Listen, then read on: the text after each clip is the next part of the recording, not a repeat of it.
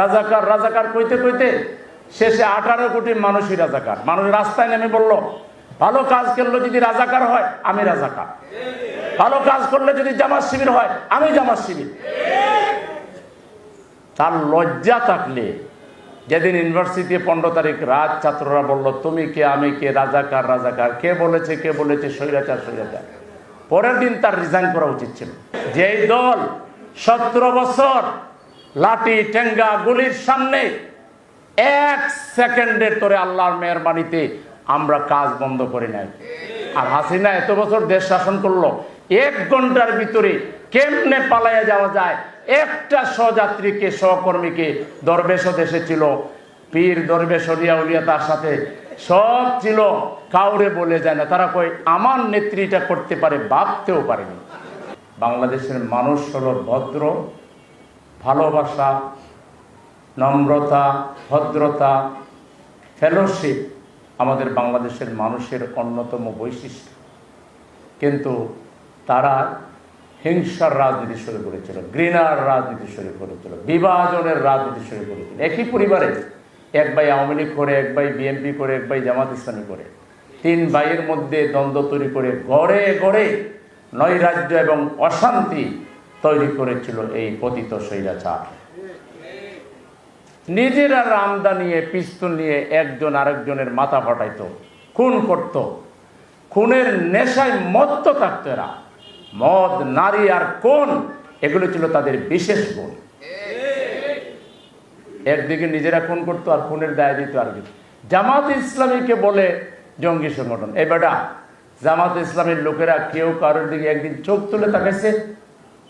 জামাত ইসলামী একমাত্র পার্টি যার ইউনিট থেকে কেন্দ্র পর্যন্ত নির্বাচনের ব্যবস্থা আছে, এবং নির্বাচন নিয়ে কোনোদিন চেয়ার ভাঙাভাঙি হয় না, কেউ টেরও পায় না কোন দিকে নির্বাচন হয়। নিয়মতান্ত্রিকতা, গণতান্ত্রিকতা, পারস্পরিক হৃদ্যতা, ভালোবাসা, শ্রদ্ধা, মানুষকে সম্মান দেওয়া, মানুষকে মানুষ জ্ঞান করা, মানুষকে ভালোবাসা, মানুষের পাশে দাঁড়ানো, মানবিকতা, সহিষ্ণুতা, ধৈর্য, উদারতা, এগুলো তোমরা জামাতের কাছ থেকে শিখো। জামাত কি কোনোদিন কারো প্রতিবেশীর বাড়িতে হামলা করে? জামাত কি কোনো মেয়ের ইজ্জত নষ্ট করে? জামাত কি কোথাও খেয়ে পয়সা দেয় না? একটা কেস বাংলাদেশ দেখাইতে পারবা? এগুলো তো তোমরাই করতাম। তো তারা তাদের অন্যায়গুলো চাপাই দিতে হলো অন্য দলের নামে। কত কিছু করলো। বাংলাদেশের শ্রেষ্ঠ রাজনীতিবিদ মাওলানা মতিউর রহমান নিজামী রাহিমাহুল্লাহ দুইটা মন্ত্রণালয় চালিয়েছেন, 1 টাকার দুর্নীতি পাওয়া যায়নি, তাকে ফাঁসি দিয়ে দিল।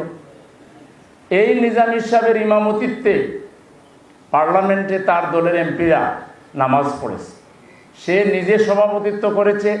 নিজামী সাহেব ছিলেন, মওদুদ সাহেব ছিলেন, আওয়ামী লীগ ছিল, তখন আমরা রাজাকার ছিলাম না। আমরা যখন বিএনপি আর আমরা মিলে যখন কেয়ারটেকার সরকারের আন্দোলন করলাম, এখন আমরা হয়ে গেলাম রাজাকার। এখন তার সাথে চললে সঙ্গী, আর তার সাথে না থাকলে জঙ্গি। ভালো মানুষও জঙ্গি। জিয়াউর রহমান হইলেন পাকিস্তানের চর, কাদের সিদ্দিকী হইল রাজাকার। এই সব যখন চোর আর রাজাকার হয়ে যায়, তখন আর জামাতকে যখন কয়, মানুষ বুঝে এটা হলো ভূতের মুখে রাম নাম, এটা বুঝে মানুষ। তারা কোনো ভালো কাজ কেউ করলেই সন্দেহ করতে, এটা জামাত শিবির। জামাত শিবির টেক লাগাইলে পুলিশের চাকরি শেষ, প্রমোশন শেষ। জামাত শিবির, জামাত শিবির, রাজাকার রাজাকার কইতে কইতে শেষে 18 কোটি মানুষই রাজাকার। মানুষ রাস্তায় নেমে বলল, ভালো কাজ করলে যদি রাজাকার হয় আমি রাজাকার, ভালো কাজ করলে যদি জামাত শিবির হয় আমি জামাত শিবির। তার লজ্জা থাকলে যেদিন ইউনিভার্সিটি 15 তারিখ রাত ছাত্ররা বলল তুমি কে আমি কে, রাজাকার রাজাকার, কে বলেছে স্বৈরাচার স্বৈরাচার, পরের দিন তার রিজাইন করা উচিত ছিল। পৃথিবীর ইতিহাসে ছাত্রদের বুকে রক্ত জড়িয়ে, ছাত্রদের বুকে গুলি চালিয়ে কোন স্বৈরাচার টিকতে পেরেছে? যেই দল 17 বছর লাঠি ঠেঙ্গা গুলির সামনে 1 সেকেন্ডের তোরে আল্লাহর মেহরবানিতে আমরা কাজ বন্ধ করি নাই। আর হাসিনা এত বছর দেশ শাসন করলো, 1 ঘন্টার ভিতরে কেমনে পালাইয়া যাওয়া যায়, একটা সহযাত্রীকে সহকর্মীকে দরবেশও দেশে ছিল, পীর দরবেশ অলিয়া উলিয়া তার সাথে সব ছিল, কাউরে বলে যায় না। তারা কই আমার নেত্রীটা করতে পারে, ভাবতেও পারেনি। আপনারা ক্ষমতা ছেড়ে 1 ঘন্টা টিকতে পারলেন না। আমরা 17.5 বছর রক্ত গঙ্গা বইয়ে দিয়েছেন, কত লোক রে, হ্যাঁ, আয়না করে নিয়ে নির্যাতন করেছেন, আমাদেরকে করেছেন, জুলাইয়া পেটাইছেন আমাদেরকে, কত কিছু করছেন, তারপর তো আমরা ঠিক ছিলাম আলহামদুলিল্লাহ। সুতরাং যে দল সকল পরিস্থিতিতে আল্লাহর উপর তাওয়াক্কুল করে টিকে থাকতে পারে, সাহসিকতা রাখে, তাদের দরকার কিনা। আবার আমাদের মাইট দিয়েছেন, আমরা হিন্দুদের পাশে দাঁড়াইছি। ওই উত্তরাঞ্চলের এক জেলায় 83 জন হিন্দু মারা গেছে, আমাদের আমির গিয়ে তাদেরকে 4 লাখ 5 লাখ টাকা করে একটা পরিবারকে দিয়ে আসছেন। কোথাও বন্যা হয়েছে, আমরা দৌড়ে আগে গেছি। কোথাও কোনো প্রাকৃতিক দুর্যোগ হয়েছে, একটা মাত্র দল সবার আগে সেটা যায়। এই যে ফেনীতে বন্যা হয়েছে, সবার আগে বাংলাদেশের কোন পার্টির নেতা গেছে? জামাত ইসলামীর আমির ডক্টর শফিকুর রহমান সাহেব গেছে। তাহলে যে দল বিপরীত স্রোতেও টিকে থাকতে পারে, আবার পজিটিভ সময় পাইলে পজিটিভ কথাবার্তা বলে, দেশ গঠনের কথা বলে, জাতি গঠনের কথা বলে, নৈতিক চরিত্রের কথা বলে, সেই দল দরকার আছে কি নাই? আজকে জামাত ইসলামী আছে বলে বাংলাদেশের স্বাধীনতা শক্তিশালী আছে। এখনো সব বেটা জামাতরে ডরায়। আমরা কি মানুষ মারি?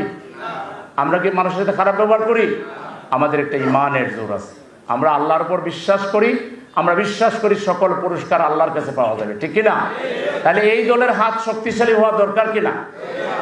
যে খুনিরা আমার ভাইকে বোনহারা করেছে, যে খুনিরা আমার ভাইকে বিধবা করেছে, যে খুনিরা আমার বাংলাদেশকে রক্তাক্ত করেছে, এই রক্তাক্ত বাংলাদেশের উপর, এই ব্যক্তির উপর আমরা একটা শান্তির সমাজের পতাকা উড্ডীন করবো ইনশাআল্লাহ।